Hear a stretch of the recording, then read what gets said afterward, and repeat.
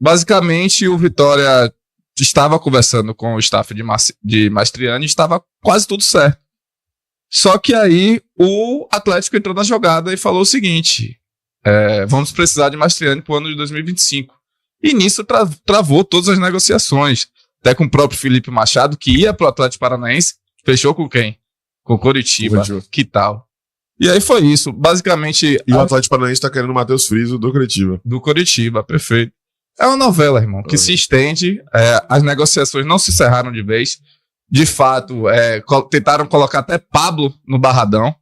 Mas vocês viram o áudio de Fábio Mota a semana passada. Não fechou, né? Não, o Atlético Paranaense tá tentando empurrar Thiago Heleno e Pablo. Velho, assim, chega a ser feio, né? Pois é, cara, assim, não estou dizendo que não ofereceu nem algo do tipo, não.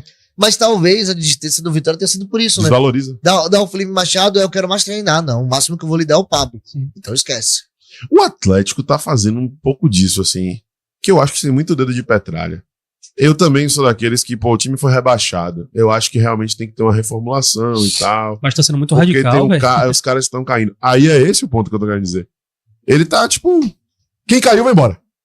A visão de Petralha parece que é essa. Assim, e ele tá Mastriani é o cara...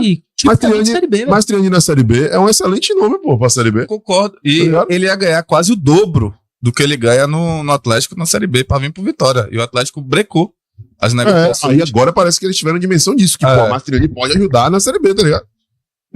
E tem uma outra coisa da declaração do Eric, né? Antes de vir aqui pro Bahia, ele deu uma entrevista pra Monique. Sim. No aeroporto.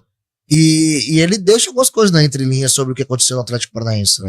Mudança de técnico, clima e tal. Então, assim, talvez tenha sido identificado que esses jogadores mais experientes não tivessem comprometidos com a situação do Atlético. E é bem pesado, né? Porque eu acho que o Curitiba também foi rebaixado no Centenário. Sim. E agora o Atlético Paranaense também. Então, tipo assim, o que tinha de gozação de um pro outro acabou não existindo mais, né? Viralizou a piada de Pablo, lá. Não sei se você viu. Porque ano passado o Atlético Paranaense ganhou o Campeonato Paranaense, e Pablo fala. No ano do Centenário, a gente ganha título. E nosso rival não, ele deixou meio que disse sem dizer, né? Uhum. E tem time que cai no ano do Centenário. O Atlético caiu. Pagaram depois rodou pra caramba esse vídeo aí. Pagaram a liga, né? Do grande Pablo. Até a própria esposa de Mastriani mesmo fez uma postagem sobre a diretoria do Atlético, meio que deixando a entender que o Atlético tava prendendo o jogador no clube, né? Mas assim, foi pauta isso semana passada, no Barradão, inclusive, sobre a postura de como se negociar, por exemplo, o Wagner Leonardo, que muita gente questionou o Bahia ter chegado no jogador e no empresário, e parece que o Vitória fez a mesma coisa agora aí, pelo que você trouxe aí de informação, fez a mesma coisa com o Mastriani. Então, assim, eu tô trazendo... informação. Não é apuração minha, informação, né? O Yuri trouxe aqui, eu tô nessa. Mas é o que tem hoje no futebol brasileiro, cara. Você chegar no clube hoje e você ir direto na contratação, pode ser. Você pode dizer assim, não é o meio correto. Pode não ser. Mas o procedimento adotado a partir do momento que você aciona o clube, ele é o procedimento correto? Vai negociar um jogador. Você acha que o Vitória consegue vender hoje? Eu tô dando exemplo do Wagner Leonardo, mas não tem relação nenhuma com o Bahia. Mas vai vender para algum clube do futebol brasileiro por 300 milhões de reais? Não vejo. Então existe um paralelo aí de uma negociação. E como é que é feita essa negociação?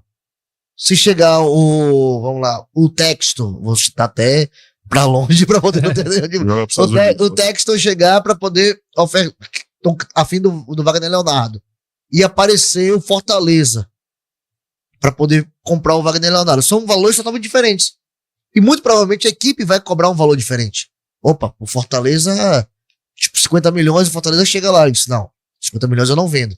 Quando vai vir o Texto, oferece mesmo 50 ou 60? Não, 200 aqui, pai.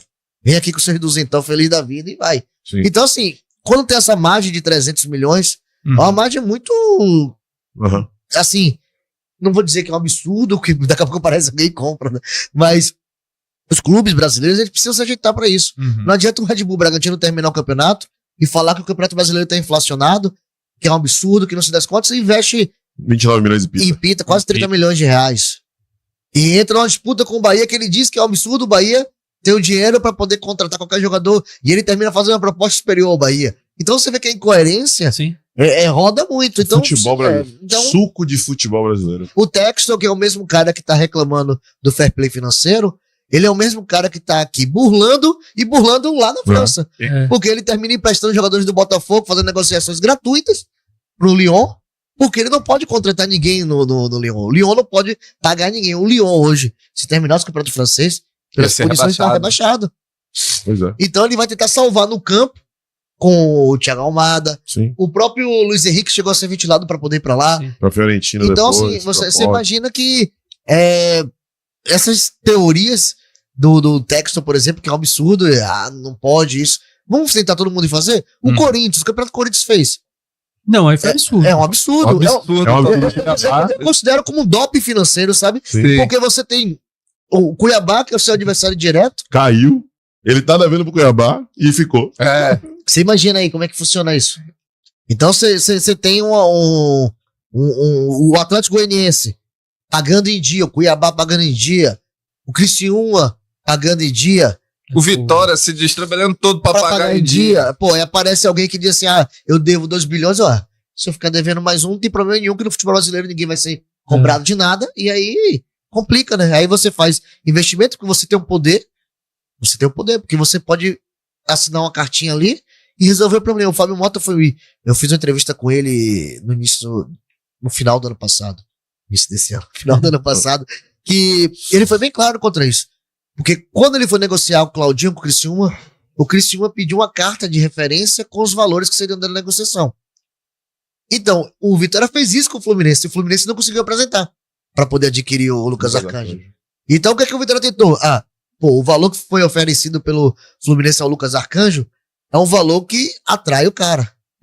Então, vamos tentar fazer o seguinte, um empréstimo com essa cartinha de referência, com os valores, para poder já ter aquisição. Muito parecido com o processo que o São Paulo fez com o Bahia quando eu estou. Sim. São cláusulas pequenas, que são cláusulas fáceis de se bater para você ter a comprovação de que no ano que vem você vai adquirir o jogador em definitivo. Sim. E o Fluminense não conseguiu também. Agora, Marcos, eles não deram essa certeza do pagamento, mas na mesma semana contrataram o Hércules do Fortaleza por 30 milhões. Mas aí eu te pergunto, será que o Fortaleza teve essa mesma cláusula? Ou será que o Fluminense, pela grana, disse, eu prefiro investir no Hércules agora do que investir no Lucas Arcanjo, porque o Hércules é um jogador de meio de campo, eu tenho um Fábio no gol aí, dá mais uma temporada. E eu não sei como é que foi, mas pelo menos pelo que você tá me dizendo, o Hércules não foi com essa carta, né? Sim. Então tem a possibilidade de vou usar. Eu não sei. É isso. Tô supondo que ele não tenha ido com essa carta. Então ele vai e explora, digamos assim, o futebol do cara até não dá mais, e quando chega no final se tiver dinheiro eu pego, se não tiver dinheiro, ok, deixa passar, pelo menos ele rendeu aqui. Ou até a questão do seguinte, você envolve percentual, sabe? Sim. Ao invés de negociar 100%, você negocia 50%, 60%, 70%. Você fica com 30% e você calcula esse 30% que possa ser o dinheiro de uma negociação. Sim. Por isso que o Bahia fez o que fez com o Santos por Tassiano, né? Pois é. Pra poder se livrar de um mal pagador, entre aspas. O cara que tá te devendo, R$500, eu tenho 300 aqui, você vai falar assim, rapaz, ou eu vou ficar sem nada, eu vou pegar meus 300 aqui. 50 de alguma coisa. É a cara do modelo do City, né? Quanto foi que o City pagou o City não, o Bahia, que eu não gosto nem de falar de City assim, porque ninguém fala supermercado BH que tá contratando o Cruzeiro, e assim vai. Mas quanto foi que o Bahia pagou pra poder ter o Tassiano? 2 milhões de reais. Menos, acho que foi 1.700 por aí. Foi 1,5, né? Vi essa semana. E aí imagina aí, ele conseguiu não só da negociação do próprio Tassiano, mais velho, ter um lucro maior e ainda conseguiu envolver um outro jogador que você tinha, que é o Jean Lucas. Que tem um poder de mercado absurdo. Que tá envolvido porque tinha as cláusulas a serem alcançadas pelo jogador e o Bahia teria que pagar um valor a mais. Então, tudo isso... Foi surreal. Então, assim, é o poder de análise. Você imagina que o Chaves veio pro Bahia. Sim. O Bahia conseguiu vender ele sem jogar no Bahia, cara. Sim, exato. É o terceiro jogador que já acontece isso, né, Vitor? do Vila Ceará também. Fala galera, você acabou de assistir um corte do canal Zona Mista. Estamos ao vivo toda terça-feira às 20 horas no YouTube e você acompanha tudo, inclusive o próximo convidado no Insta do Zona.